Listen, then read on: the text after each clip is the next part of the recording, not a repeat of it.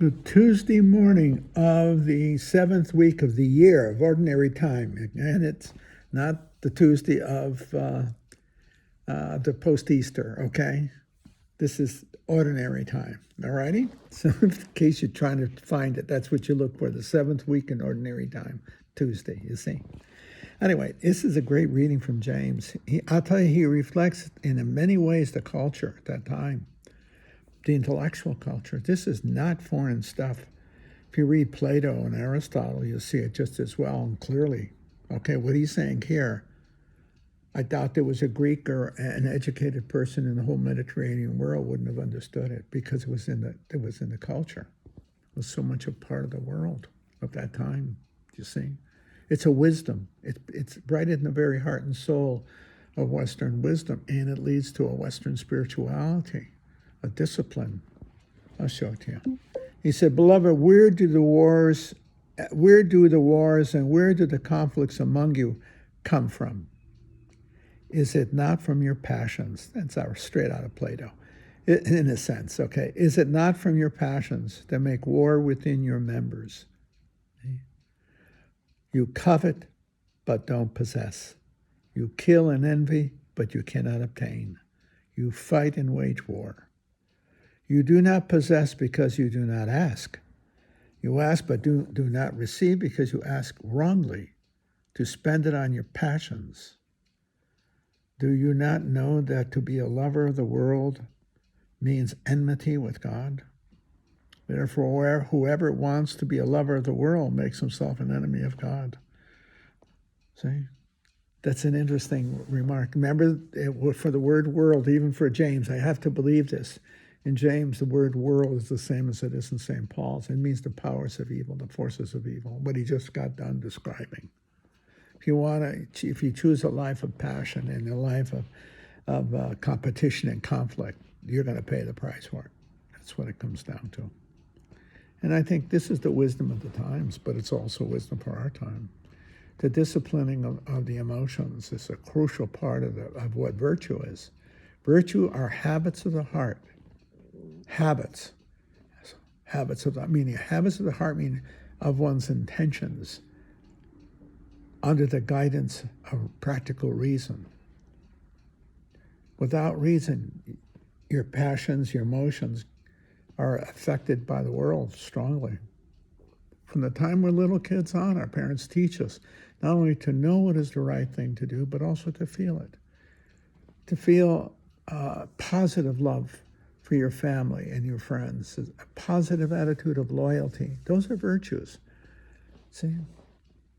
A commitment to one another. Those are emotions driven by reason. Or reason, I don't know how else to say it.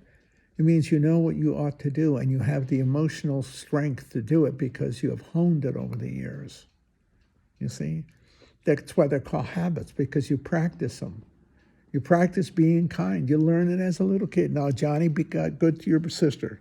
Stop beating her with it. Stop doing this. Do this right. Rewarding for generosity. Thank you. I'm glad you took good care of your brother on that, in the playground. You reward the virtue, but you also condemn, as it were, not the person, but the vice. See? You're not saying you're a bad person, but don't yell at your sister so much. Don't yell at your brother. See? Why? Because the way you're yelling is hurtful. You see? You acquire the virtues through practice, under the guidance of reason. In the beginning, it's command. Parents will say, "I'll explain it to you." They don't explain it. They tell you, "Don't do it." And same with the church. But there's a point when you have to go from command to internalization. Why? You have to answer the question, why? And that's when you enrich it from a command morality to an internal morality. You're looking for wholeness in your life and in the society in which you live.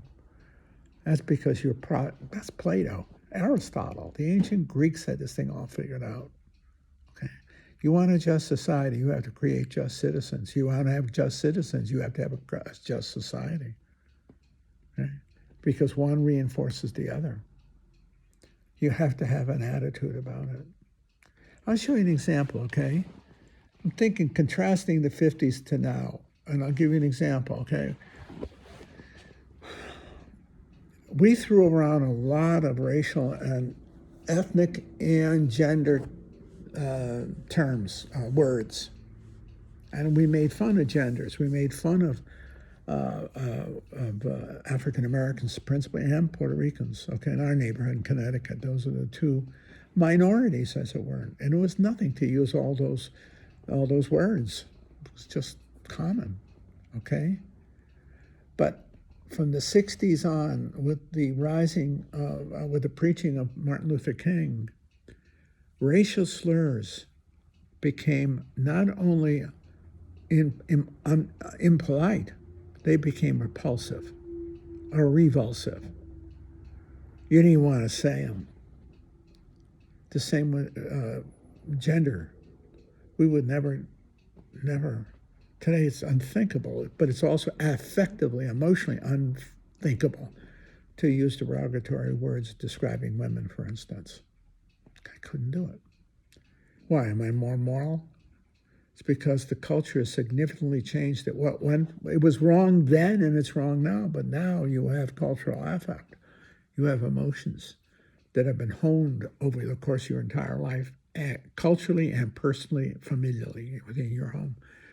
There are certain languages, there's certain terms you'll never use. Not just because it's not impolite, it's because it's revulsive. That's what virtue is. It turns the ordinary into the extraordinary because it hones emotionally and intellectually what you ought to do and why you ought to do it in the right time, in the right place, in the right degree. That's what the ancients understood this. I keep going back to them, but Aristotle knew you had to feel the truth as well as know it. Plato just seemed to emphasize that you know it. Well, you can know the right thing to do, but you better feel it too. Aristotle was, in that sense, street smart. He was better. He was better than his teacher, Plato. Plato was a pure intellectualist. Aristotle was a humanist. He understood the human heart. And you have to convert the heart. Or you have to, in a sense, make the heart virtuous. And you do that by education, not school, the education in the home. And in your friendships, what you expect of each other. And what may be awkward and difficult in the beginning becomes facile, easy, because you're used to doing it. I don't struggle with racial slurs. I don't have to struggle with not saying them. It's easy. Why? Because I've honed myself not to say them in such a degree now that even when I hear it, it's revulsive. You see? Even now, it's shocking. That's what you want. You want to be shocked by the revulsive, the vulgar, which really is vulgar. You see? You don't want to be comfortable with it, which we were. Not anymore, especially racial and gender terms. We have educated 2 or 3 generations in that, not only intellectually, but also emotionally. I think it is true, of course, of our Black community and the Hispanic, but also women. Women won't tolerate, young girls from the time they are tiny, will never tolerate being put down, and rightfully so. But now it's not a case of intellectually knowing it, it's affective. And that affect affects all of us. We become sensitive to that kind of put down. We won't do it. We won't do it. Even among the guys, we won't do it. It's that revulsive. It's that revulsive, you see? That's virtue then. See, it acquires a virtue, personally and culturally. Yeah. So these guys knew that stuff. James is really reflecting the wisdom of his time, which was highly Greek, that the divided soul is the one that does war on itself. When you're torn, your conscience, you're torn within it. It's virtue that overcomes that tornness. And in fact, it ceases to be torn. That's the truth. And we'll talk about that some more.